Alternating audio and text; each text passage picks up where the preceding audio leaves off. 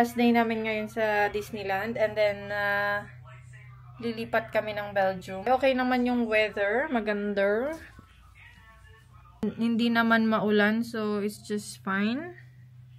Dry naman. Mag-aayos ako and then alis na kami. Hindi kami masyadong magtatagal doon kasi magdadrive pa kami papuntang Belgium.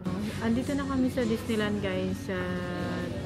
Day 3. And it's 11 o'clock na nung nakarating kami dito kasi puyat nga kami kagabi. Dito kami sa McDo. Dito. May McDo sila dito sa loob ng Disneyland. So dito kami kumakain ng breakfast. Kain, guys. Kain muna kami.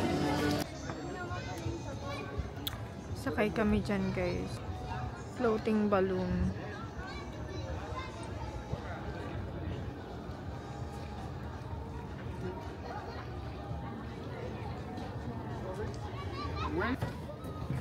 Oh my gosh.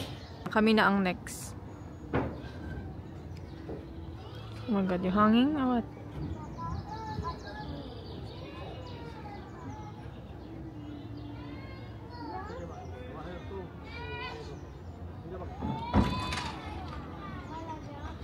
What's that? The kids are crying. How can I? It's already on like that. You just hold it. Yeah.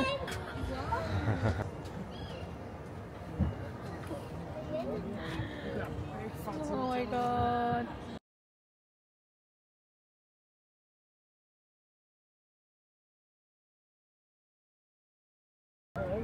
Sobrang dami nilang hotel pero sobrang mahal kaya hindi kami dyan nag-book.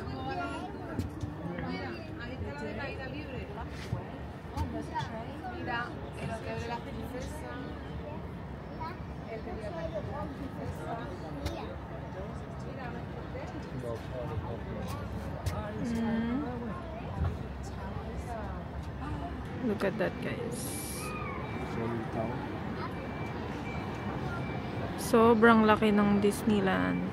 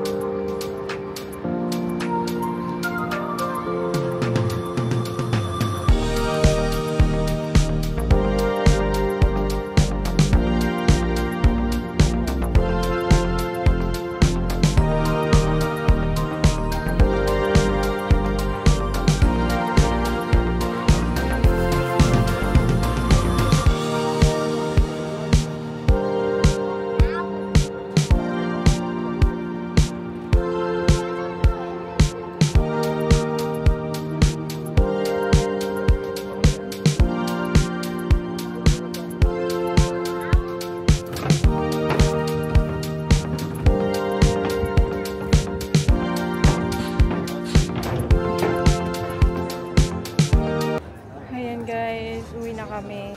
Tapos na kaming maglibot-libot sa loob.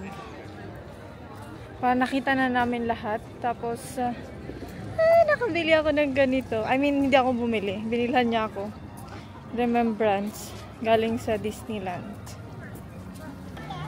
Nagiging busy na kasi magto-12 na. Ay, magto-2 o'clock na ng hapon. Padami na ng padami yung mga tao. Madaming paalis, madami ding dumarating.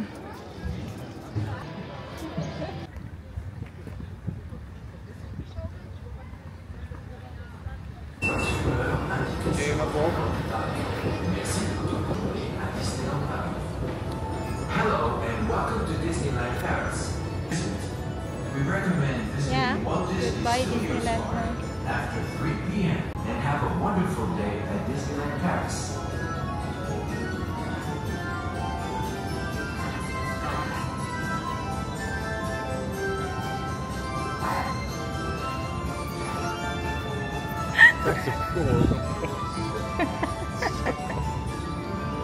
Making you laugh. Oh, really? Now you're laughing. Go on. How's your experience in Disney, Mr. Balkenberg? Good. Did you like it? I like this, yeah. Okay. Di masaya gaya.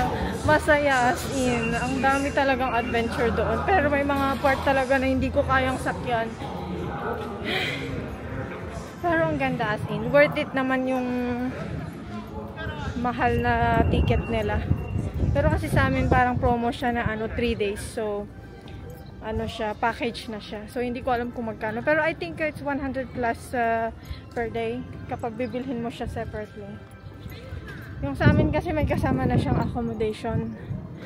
Nagbayad kami ng less than 1,000 euro. So, yun. Pero depende siguro din sa month.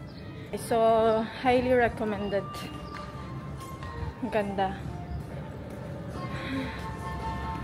Pero maganda din yung maganda din yung Efteling nila sa Netherlands. So, sabi pagod ako. Hinihingal ako yung nakapagod maglakad na. Lakad-lakad.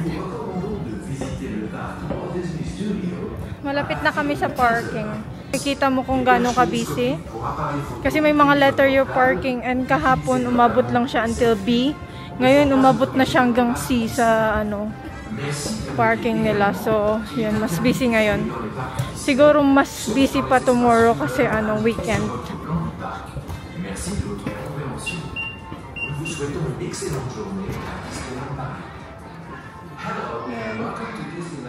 Ito yung parking naman ng mga bus at saka handicap people. Diba?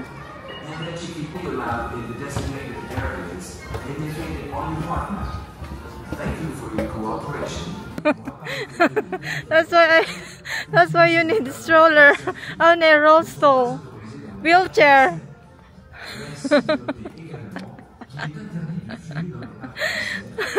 Kabagi siya. Hindi siya makapaglakad na sobrang layo ba? Sabi ko, bigyan, mag-hire na lang kami ng wheelchair. Ayun. Kahapon until B siya, ngayon hanggang C. No nyo guys. Ka-arrange yan.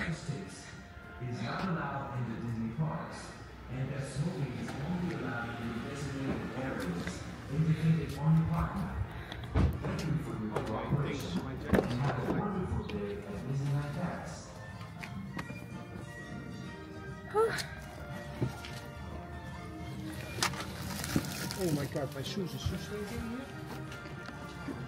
Yeah.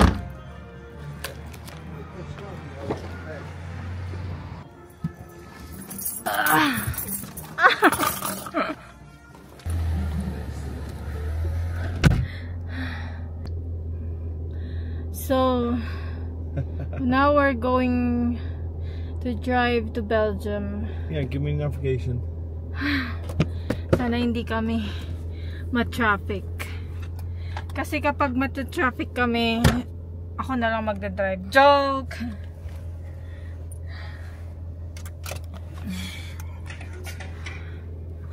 Danke well, Schatje!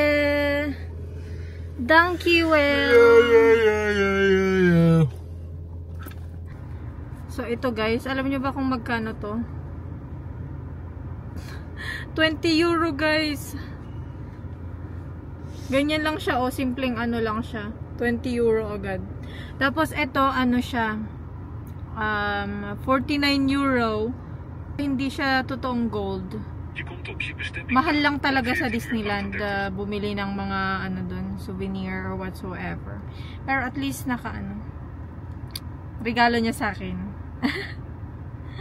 Ang ganda, as in. Gustuhan ko kasi yung rose doon, yung ng Beauty and the Beast. Nagustuhan ko talaga yun, yung necklace nila at saka yung ring. Kaso pagka-try ko ng ring, hindi siya maganda. Hindi siya bagay sa kamay ko. So ito na lang yung pinili ko, ayan. Yung necklace naman, kasi laging nangangati yung dito ko pag hindi siya real na na gold or silver, kaya di ko na lang kinuha yun. So na lang, ring na lang. Ganda naman niya. ayun, nag-enjoy naman ako sa trip na to. Worth it naman siya. So, pati yung accommodation namin, hindi kami dito nag-book sa mga hotel dito sa ano lang, sa malapit sa ano, sa Disneyland kasi mahal masyado. So, doon kami nag-book sa hotels. Doon kami nag-book kasi ano, mas mura. Pero sa kanila din yun. Sa Disneyland din yung village na yun. So, kasama na sa promo nila. Good for family kasi yung mga ganong mga bahay-bahay. Kasi sobrang mahal ng hotel nila dito. Yung mismong Disneyland Hotel, sobrang mahal talaga.